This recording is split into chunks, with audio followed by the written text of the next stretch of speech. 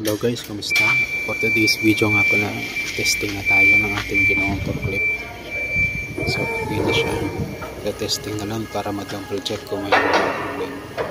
So, since hydraulic ang ginalaw natin dito, hydraulic na test natin ng gusto. So, ayan, lifting natin. Check natin yung problema sa lifting. So, tumigas yung steering niya ng pagka-lift natin.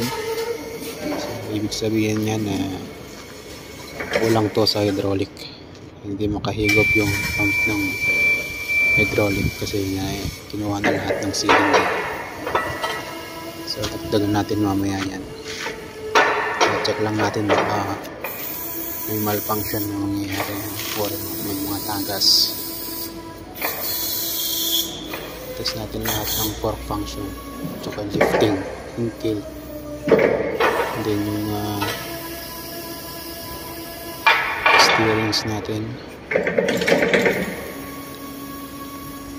So pagdating kasi sa customer niyan, pagka-deliver, magkaroon ng problema, madali tayo, karoon tayo ng back job,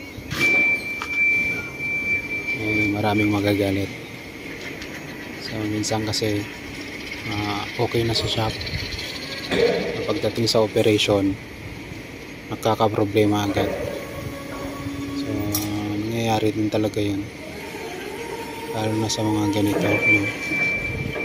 Kasi pagdating sa workshop kasi konti lang ang testing natin, hindi matagalan.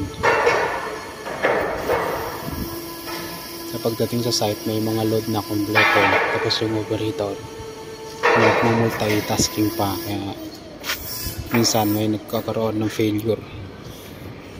So ginawa natin, kahit hindi man dun sa ginawa natin mismo, so sasabihin ng customer na back job,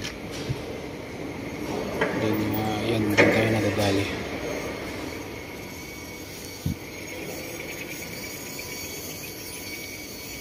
Natin magagawa yan pag customer kasi ang sabi nga may back job tayo, na paniniwalaan ng mga boss yan.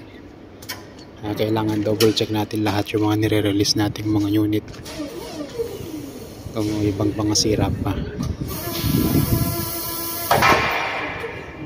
So yun guys, na hanggang dito na lang.